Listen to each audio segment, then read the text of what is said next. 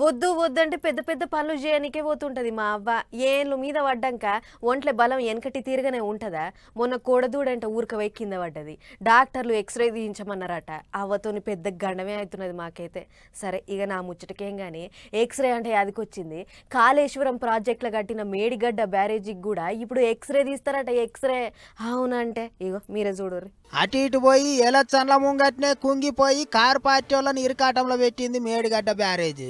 ఎలక్షన్లలో ఓడిపోయినకి అదో కారణం అయింది. 1,00,000 కోట్లు ఖర్చు పెట్టి కట్టిర్రాట, అప్పుడే కుంగిపోయింది అని చెయ్యి పార్టీ వాళ్ళు సాపిచ్చి అట్టిట్లా అనుకున్నది సాధించిర్రు, అధికారంలోకి వచ్చిర్రు. అవుగాని అన్ని కోట్లు పెట్టి కట్టిన కట్ట అసలు ఎందుకు గుంగింది, దానికి ఏమైంది, ఏడ తప్పు జరిగింది ఏం తెలియకుంటున్నది. దెబ్బతిన్నది, కుంగింది, బుంగలు పడ్డాయి అని చెప్పిర్రు గాని ఎందుకన్నది ఎవ్వళ్ళకి సమాధి అయితే లేదట.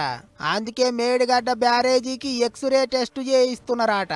మనుషులకు గీట బొక్కలు ఇరిగితే ఎక్స్రే టెస్ట్ చేసి బొక్క ఎంతిరిగింది ఎట్టిరిగింది తెలుసుకుంటారు కదా, గట్లనే మేడిగడ్డ బ్యారేజీకి కూడా ఎక్స్రే టెస్ట్ చేస్తున్నారట.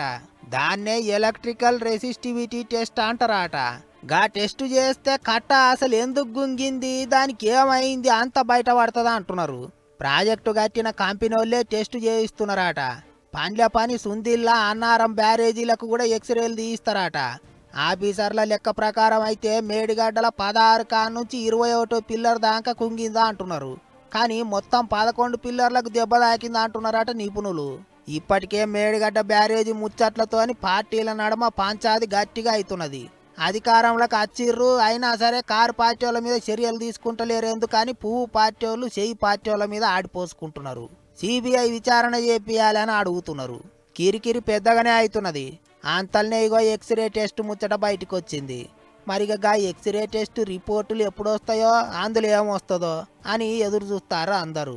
ఏమైనా మనుషులకు తీసినట్టు ప్రాజెక్టులకు కూడా ఎక్స్రే టెస్ట్ చేస్తారు, గమ్మతే ఉన్నది అనుకుంటారు పబ్లిక్.